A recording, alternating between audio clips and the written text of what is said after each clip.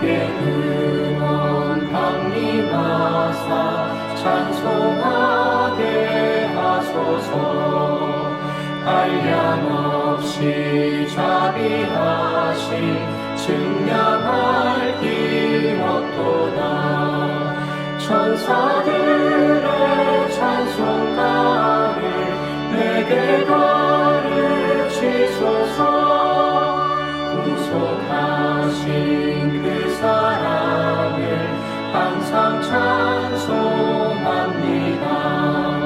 주의 크신 도움받아 이때까지 왔으니 이와 같이 천국에도 이르기를 바라네.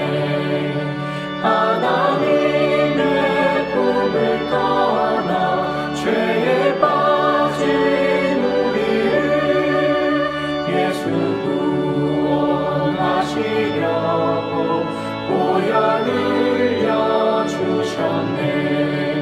주의 귀한 은혜 받고 일생 빚진 자 되네.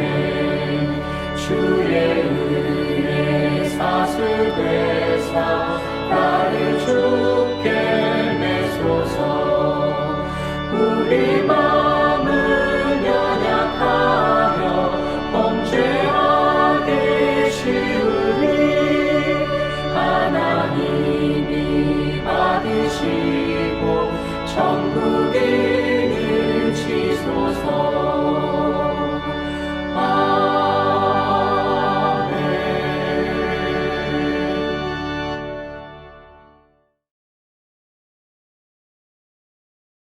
전능하사 천지를 만드신 하나님 아버지를 내가 믿사오며 그 외아들 우리 주 예수 그리스도를 믿사오니 이는 성령으로 잉태하사 동정녀 마리아에게 나시고 본디오 빌라도에게 고난을 받으사 십자가에 못 박혀 죽으시고 장사한 지 사흘 만에 죽은 자 가운데서 다시 살아나시며 하늘에 오르사 전능하신 하나님 우편에 앉아 계시다가 저리로서 산자와 죽은 자를 심판하러 오시리라.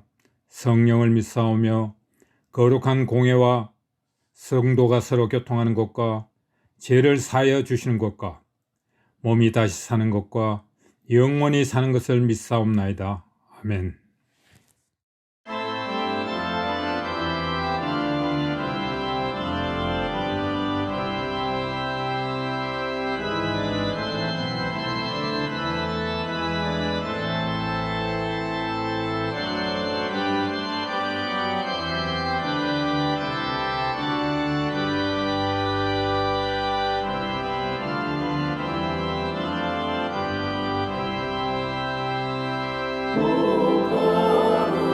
거룩하신 주님, 그 선하신 머리 초롱과역에 쌓여 가시관 쓰셨네. 아침에처럼 밝던 주님의 얼굴이 고통과 치료들로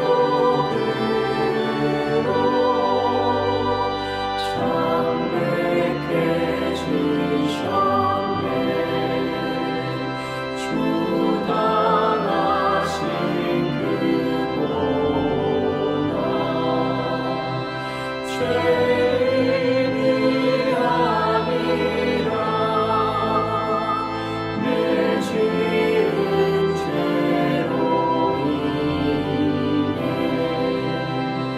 주 영벌 받았네.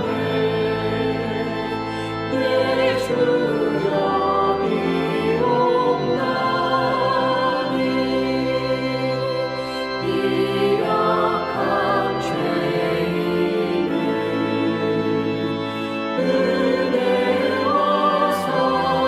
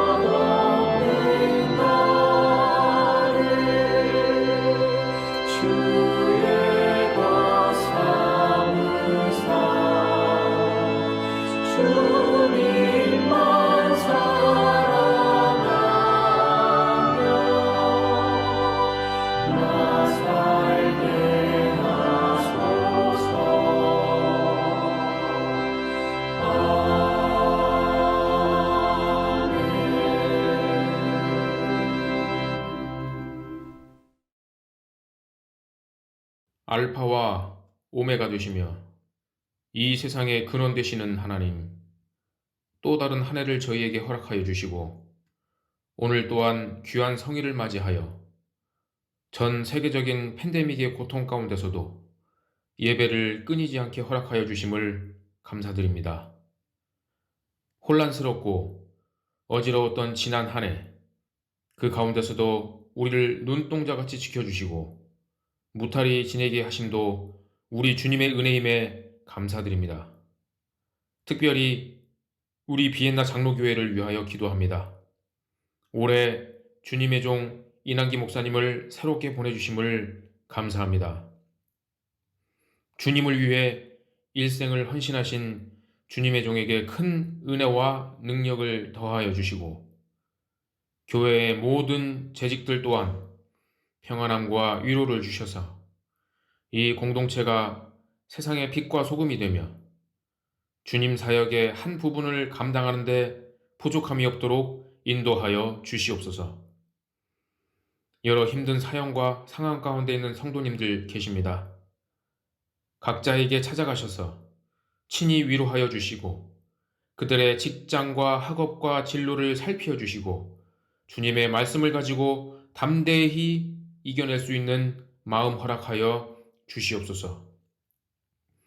이 예배를 통하여 오직 하나님만 찾고 부르짖으며 예배할 수 있게 하시며 하나님 홀로 영광 받으시길 원하옵나이다. 감사드리며 이 모든 말씀 지금도 살아 역사하시는 우리 주 예수 그리스도 이름 받들어 간절히 기도 올리옵나이다. 아멘.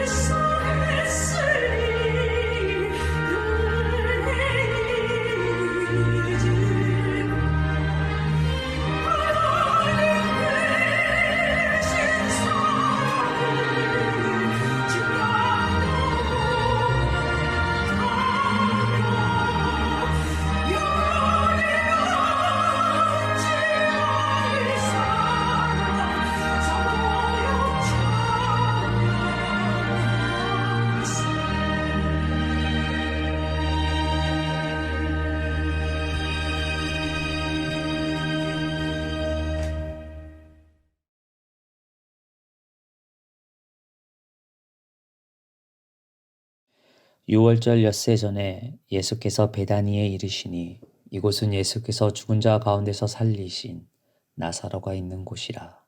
거기서 예수를 위하여 잔치할새 마르다는 일을 하고 나사로는 예수와 함께 앉은 자 중에 있더라. 마리아는 지극히 비싼 향유 곧 순전한 나드 한 근을 가져다가 예수의 발에 붓고 자기 머리털로 그의 발을 닦으니 향유 냄새가 집에 가득하더라. 제자 중 하나로서 예수를 잡아줄 가룟 유다가 말하되 이 향유를 어찌하여 300데나리온에 팔아 가난한 자들에게 주지 아니하였느냐 하니 이렇게 말함은 가난한 자들을 생각함이 아니요 그는 도둑이라 돈꾀를 맞고 거기 넣은 것을 훔쳐 가미러라. 예수께서 이르시되 그를 가만두어 나의 장례할 날을 위하여 그것을 간직하게 하라. 가난한 자들은 항상 너희와 함께 있거니와 나는 항상 있지 아니하리라 하시니라.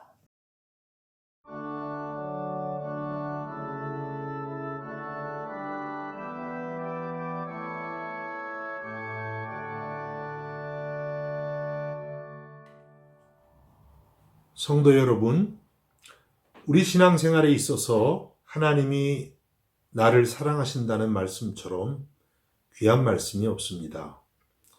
요한복음 3장 16절에서 하나님이 세상을 이처럼 사랑하사 독생자를 주셨으니 이는 그를 믿는 자마다 멸망하지 않고 영생을 얻게 하려 하심이라고 말씀했습니다. 하나님이 우리를 위해서 하나밖에 없는 아들을 주셨다는 말씀이야말로 얼마나 참으로 귀한 것인지 알 수가 없습니다. 이 하나님의 사랑이야말로 우리의 믿음의 시작이라고 하겠습니다. 우리는 이 하나님의 사랑을 믿어서 예수님을 믿게 되었고 또 오늘도 하나님의 사랑과 은혜를 사모하면서 살아가고 있습니다. 그런데 신앙은 이것만이 전부는 아닙니다. 이제 우리도 하나님을 사랑하는 사람이 되어야 한다는 것입니다. 오늘 말씀을 보면 예수님을 사랑하는 데 있어서 귀한 본을 보여준 인물이 나옵니다. 바로 마르다의 동생이기도 하고 또 나사로의 동생인 마리아였습니다. 우리는 이 마리아로부터 주님을 사랑하는 법에 대한 것을 배우게 됩니다. 먼저 첫 번째는 마리아로부터 주님을 향한 순수한 사랑을 배웁니다. 오늘 우리가 요한복음 12장을 보았는데요. 요한복음 11장을 보면 마르다와 마리아 또 나사로는 주님과 매우 친밀한 사이였던 것을 알 수 있습니다. 요한복음 11장 3절에 보니까 이런 말씀이 있습니다. 이에 그 누이들이 예수께 사람을 보내어 이르되 주여 보시옵소서 사랑하시는 자가 병들었나이다. 여기서 사랑하시는 자는 예수님이 사랑하시는 자, 곧 나사로를 의미합니다. 이 말씀은 예수님이 나사로를 정말 가까이 알고 지냈다는 것입니다. 또 11장 28절에도 보면 마르다가 동생 마리아에게 이런 말을 전합니다. 선생님이 오셔서 너를 부르신다. 여기서 선생님은 예수님입니다. 예수님이 마리아를 개인적으로 알고 부르신다는 것입니다. 예수님 당시에 많은 사람들이 예수님을 따랐습니다. 그러나 예수님을 인격적으로 아는 사람들은 그렇게 많지는 않았을 것입니다. 그러니까 마리아와 마르다와 또 나사로는 예수님을 굉장히 가까이서 알았던 사람들이 분명합니다. 또 얼마 전에는 나사로가 병들어 죽었을 때에 이미 무덤에 있은 지가 나흘이나 되는데 예수님이 오셔서 눈물을 흘리시면서 그리고 무덤에 있는 나사로를 향해서 나사로야 나오너라 이렇게 말씀하시므로 죽었던 나사로를 살리는 놀라운 일도 행하셨습니다. 마리아는 이러한 주님의 사랑을 경험하면서 주님께 꼭 사랑의 표시를 한번 하고 싶었습니다. 그래서 이제 예수님을 초대해서 잔치가 벌어졌고, 그리고 이제 오늘 말씀을 보면 3절에 보니까 어떻게 말씀하냐면, 마리아는 지극히 비싼 향유 곧 순전한 나드 한 근을 가져다가 예수의 발에 붓고 자기 머리털로 그의 발을 닦으니 향유 냄새가 집에 가득하더라 말씀했습니다. 지극히 비싼 향유를 사서 예수님의 발에 부은 것입니다. 얼마나 하는 가격이었냐면 약 300데나리온이라고 했습니다. 300데나리온이라면 예수님 당시에 노동자 한 사람이 1년 동안 아무것도 쓰지 않고 꼬박꼬박 모아야만 하는 큰 돈이었습니다. 그렇게 비싼 향유를 한순간에 주님의 발에 부어드린 것입니다. 당시 이스라엘에서는 귀한 손님이 오면 물을 떠다가 발을 씻겨드리는 관습이 있었다고 합니다. 그런데 마리아는 물이 아니라 그 값비싼 향유로 예수님의 발을 씻겨드린 것입니다. 어쩌면 이 향유는 마리아가 그동안 돈을 아껴서 모아놓은 자신의 혼수 용품이었을지도 모릅니다. 어떤 것이 되었던 무척 귀한 향유를 주님의 발에 쏟아 부은 마리아였습니다. 우리는 이런 마리아 행동을 통해서 주님을 향한 순수한 사랑이 무엇인지 알게 됩니다. 그것은 계산적이 아니라 무조건적으로 주님 앞에 드리는 사랑이라고 하는 것입니다. 여러분, 본래 사랑이란 특성은 맹목적이라고 하지 않습니까? 부모가 자식을 사랑하는데 계산하고 사랑하지 않습니다. 주고 또 주어도 항상 아쉬운 것이 부모의 마음입니다. 하나님이 우리를 사랑하실 때에 계산하시지 않으셨습니다. 만일에 계산하셨다면 하나밖에 없는 아들을 어떻게 내어주시겠습니까? 하나님은 우리를 맹목적으로 눈먼 그런 사랑으로 사랑하신 것입니다. 마치 이 세상에 나 하나밖에 없는 것처럼 그렇게 하나님은 우리를 향해서 뜨거운 사랑을 가지고 계신 것입니다. 마리아는 그 누구보다도 이와 같은 주님의 사랑을 깊이 이해했습니다. 그래서 그렇게 값진 향유도 주님의 발에 부어 드릴 수 있었던 것입니다. 물론 예수님은 다른 제자들도 다 사랑하셨습니다. 심지어는 가룟 유다도 사랑하셨습니다. 그래서 요한복음 13장 1절에 보니까 6월절 전에 예수께서 자기가 세상을 떠나 아버지께로 돌아가실 때가 이른 줄 아시고 세상에 있는 자기 사람들을 사랑하시되 끝까지 사랑하시니라, 이렇게 말씀을 하고 있습니다. 가룟 유다가 배반할 것을 아시면서도, 다른 제자들이 다 도망갈 것을 아시면서도 그들을 끝까지 사랑하신 예수님입니다. 그런데 제자들은 이러한 주님의 사랑을 아직 이해하지 못하고 있습니다. 오직 마리아만이 주님의 이 놀라운 사랑을 이해하고 주님 앞에 자신의 사랑을 또한 표시했던 것입니다.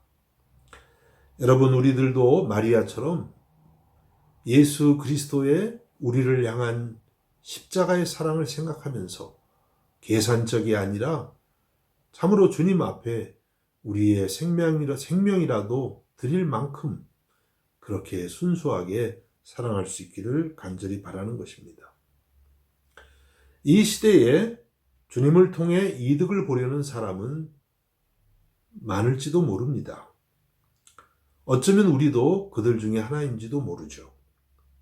사실은 예수님의 제자들도 처음에는 그랬습니다.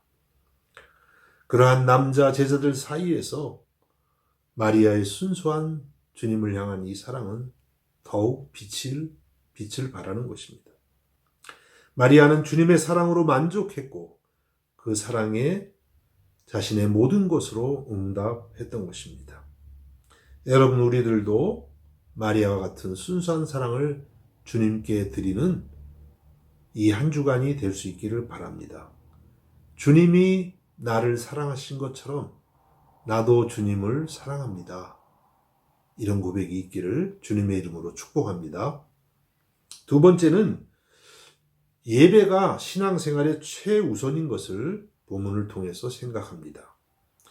여러분, 마리아가 예수님의 발에 향유를 부은 것은 주님을 예배한 것과 똑같은 행동입니다. 예수님을 하나님의 아들로 믿고 경배를 드린 것입니다. 마리아는 예수님께 향유를 부은 것뿐만 아니라 자기의 머리털로 예수님의 발을 닦아드렸다고 했습니다. 여성에게 있어서 머리털은 굉장히 소중한 것인데요. 그것으로 예수님의 흙 묻은 발을 닦아드렸던 것입니다. 그만큼 주님을 공경한다는 의미가 됩니다. 주님을 경외한다는 의미가 되는 것입니다. 마리아의 이와 같은 모습에는 예배의 중요한 모든 요소들이 다 포함되어 있습니다. 하나님을 향한 경배와 감사와 사랑과 헌신의 고백이 들어가 있는 것입니다. 여러분, 우리들도 이와 같은 예배를 배우며 이 한 해에 주님을 진심으로 예배하는 저와 여러분이 될 수 있기를 간절히 바랍니다. 여러분, 우리가 예수님을 사랑하되 그 구체적인 가장 기본적인 방법은 바로 온전한 예배를 드리는 것입니다.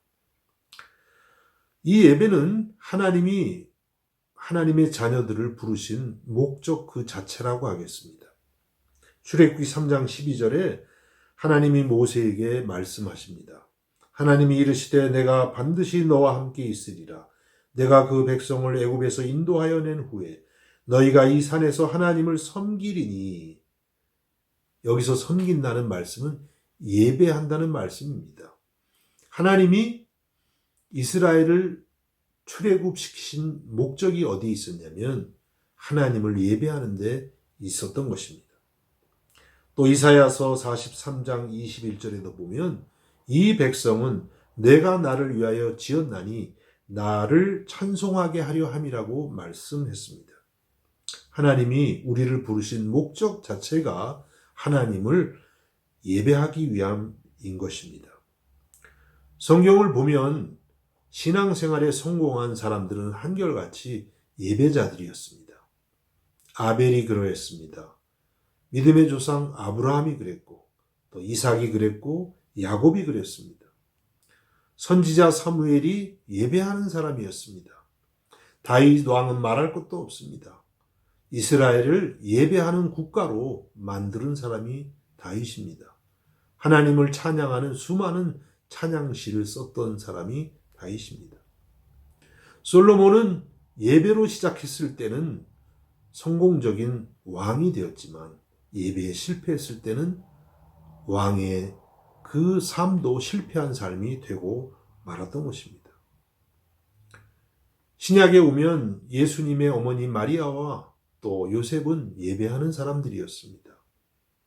초대교회가 승리하고 또 부흥할 수 있었던 것은 다른 것이 아니라 여러 가지 많은 어려운 환경 속에서도 주님을 뜨겁게 예배했기 때문인 것입니다. 여러분, 우리가 천국에 가서 하는 주된 일이 무엇인지 아시나요? 요한계시록을 보면 하나님과 어린 양 우리 주 예수 그리스도를 예배하는 일입니다. 이와 같이 예배는 우리를 향하신 부르신 그 자체라는 것을 우리는 알게 됩니다. 여러분, 우리들도 마리아처럼 주님을 뜨겁게 정말 겸손하게 온 마음으로 그렇게 예배할 수 있기를 간절히 바랍니다. 자, 이렇게 마리아가 예수님을 예배할 때 다른 제자들의 반응은 어땠나요? 4절과 5절에 보니까 가룟 유다는 왜 그것을 300데나리온에 팔아서 가난한 자들을 돕지 않느냐고 책망합니다. 또 같은 내용의 마태복음 26장 8절과 9절에 보면 다른 제자들도 마리아를 비판합니다. 말씀을 읽어봅니다. 제자들이 보고 분기하여 이르되 무슨 의도로 이것을 허비하느냐? 이것을 비싼 값에 팔아 가난한 자들에게 줄 수 있었겠도다 하거늘. 다른 제자들은 마리아가 허비한다, 낭비한다 이렇게 책망을 하고 있습니다. 제자들도 주님을 향한 예배의 가치를 알지 못하고 있습니다. 사실 여러분 그렇습니다. 믿음이 없으면 예배는 낭비처럼 보일 수 있습니다. 또 허비, 시간의 허비, 물질의 허비라고 생각될 수도 있습니다. 그러나 주님의 사랑을 경험한 우리들은 그렇게 생각하지 않습니다. 예배야말로 주님을 향한 우리의 최고의 사랑의 표현이며 감사의 표현이 되는 줄로 믿습니다. 제 얘기를 잠깐 드려서 죄송합니다만 저는 미션 스쿨을 고등학교 때 다녔는데 주님을 알지는 못했습니다. 청년이 돼서야 예수님을 알기 시작했습니다. 처음에 예수님의 사랑이 얼마나 좋던지 예배가 끝난 이후에도 교회에 혼자 남아서 열심히 찬양을 했습니다. 3시간을 부르고 4시간을 불러도 지칠 줄을 몰랐습니다. 그렇게 예배가 좋았습니다. 신학교에 들어갔을 때에 학생들이 이제 앞에 갈 길을 고민합니다. 어떤 학생들은 이제 공부를 많이 해서 교수가 될까? 또 어떤 학생들은 나는 교회의 목회자가 돼야 되겠다. 이런 고민을 합니다. 저도 그런 고민이 잠깐 있었지만 결정이 매우 쉬웠습니다. 저는 교회의 목회자가 되기로 했습니다. 왜 그랬을까요? 정말 이 이유를 들으시면 웃으실지도 모르겠습니다. 그 이유는 목회자가 되어야만 교수보다는 훨씬 예배를 많이 드릴 수 있겠구나. 이런 생각 때문에 저는 목회자가 되기로 생각을 했습니다. 여러분, 우리 모두가 주님의 사랑에 감격해서 예배하기를 기뻐할 수 있기를 바랍니다. 마리아처럼 그렇게 겸손하게 또 온 마음으로 주님을 예배할 때에 주님께서 우리에게 큰 은혜를 주실 줄로 믿습니다. 그리고 마지막 3번째로 주님을 사랑하는 모든 일은 결코 헛되지 않다는 것입니다. 오늘 말씀 7절에 보니까 예수께서 이르시되 그를 가만두어 나의 장래할 날을 위하여 그것을 간직하게 하라. 제자들이 책망을 하니까 예수님이 오히려 마리아를 감싸면서 칭찬하신 것입니다. 같은 내용의 마가복음 14장 8절과 9절을 읽어보면 예수님이 말씀하십니다. 그는, 다시 말하면 마리아는 힘을 다하여 내 몸에 향유를 부어 내 장례를 미리 준비하였느니라. 내가 진실로 너희에게 이르노니 온 천하에 어디서든지 복음이 전파되는 곳에는 이 여자가 행한 일도 말하여 그를 기억하리라 하시니라. 네, 마리아가 한 행동은 예수님의 장례를 미리 상징적으로 준비한 것이다. 이렇게 말씀을 하십니다. 칭찬을 하신 것입니다. 그리고 또 앞으로 예수님의 복음이 전해지는 모든 곳에서 마리아의 이 놀라운 사랑이 증거될 것이라고 말씀을 하셨습니다. 마리아가 이렇게 주님께 향유를 부어드릴 때 이런 사실들을 알았을까요? 다 알 수는 없습니다. 그러나 분명한 것은 마리아는 예수님 앞에 자기의 최고의 사랑을 표시한 것입니다. 그리고 이러한 사랑이 헛되지 않아서 주님의 장례를 예비하는 사람이 되었고 또 오고 오는 모든 세대에 복음이 전해지는 모든 곳에 이 아름다운 이야기가 전파되게 된 것입니다. 제자들은 마리아의 행동을 허비한다, 낭비한다라고 했지만 그것은 결코 헛된 것이 아니었습니다. 아니 너무나 값진 결과로 나타난 것입니다. 하나님 나라에 매우 유익한 일이 되었던 것입니다. 여러분 그렇습니다. 우리가 주님을 향해 드린 사랑의 수고는 헛된 것이 하나도 없습니다. 사람은 몰라줄 수 있습니다. 언제 어디서 열매가 맺힐지 알지 못합니다. 그러나 분명한 것은 이것은 주님 나라에 결코 헛되지 않고 아름다운 열매로 맺힌다고 하는 사실입니다. 바울 사도는 고린도전서 15장 58절에서 이렇게 말씀합니다. 그러므로 내 사랑하는 형제들아 견실하며 흔들리지 말고 항상 주의 일에 더욱 힘쓰는 자들이 되라. 이는 너희 수고가 주 안에서 헛되지 않은 줄 알미라. 여러분, 주님을 향한 사랑의 수고는 조금도 헛되지 않습니다. 하나님 나라에 여러분이 때로는 알지 못할지라도 아름답게 열매로 맺힐 줄로 믿습니다. 그리고 마지막으로 한 가지 더 말씀드리고 싶은 것은 예수님을 사랑하면 우리 자신이 먼저 새로운 힘을 얻는다는 것입니다. 시편 18편 1절에서 시편 기자가 나의 힘이 되신 여호와여 내가 주를 사랑하나이다 이렇게 고백합니다. 나의 힘이 되신 여호와여 내가 주를 사랑하나이다. 주를 사랑함이 나의 힘입니다. 이렇게 바꿔서도 읽어볼 수 있습니다. 여러분, 예수님을 사랑하는 게 우리의 힘이고 우리의 능력이 되는 것입니다. 우리가 주님을 사랑할 때에 주님은 우리에게 하늘의 능력과 위로를 베풀어 주시는 분입니다. 에베소 6장 24절에서는 말씀합니다. 우리 주 예수 그리스도를 변함없이 사랑하는 모든 자에게 은혜가 있을지어다. 예수님을 변함없이 사랑하는 사람에게 하나님은 은혜를 주신다는 것입니다.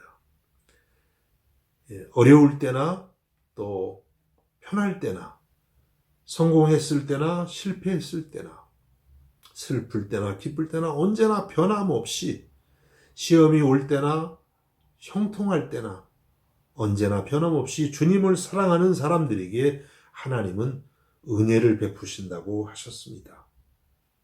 여러분, 이러한 은혜를 받아 누릴 수 있기를 바라는 것입니다. 여러분, 우리가 누구에겐가 사랑을 받고 누군가를 사랑할 때가 가장 행복하다고 하죠.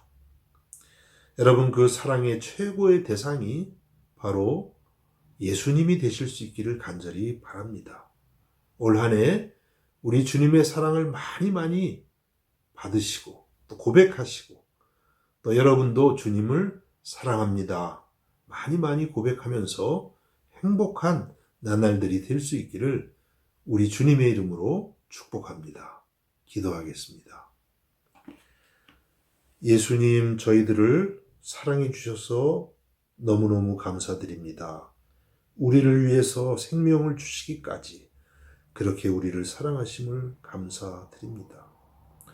그동안은 우리가 주님의 사랑을 받는 데에만 너무 급급했다면 이제는 우리들도 주님을 사랑할 수 있기 원합니다. 주님 사랑합니다. 아버지 사랑합니다.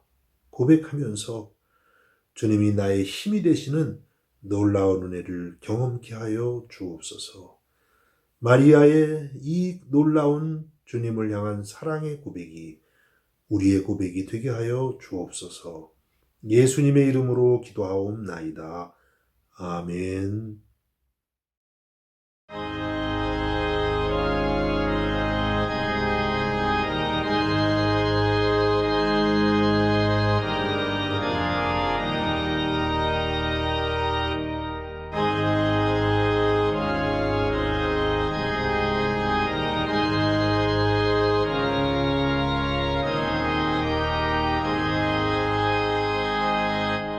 내 구주 예수를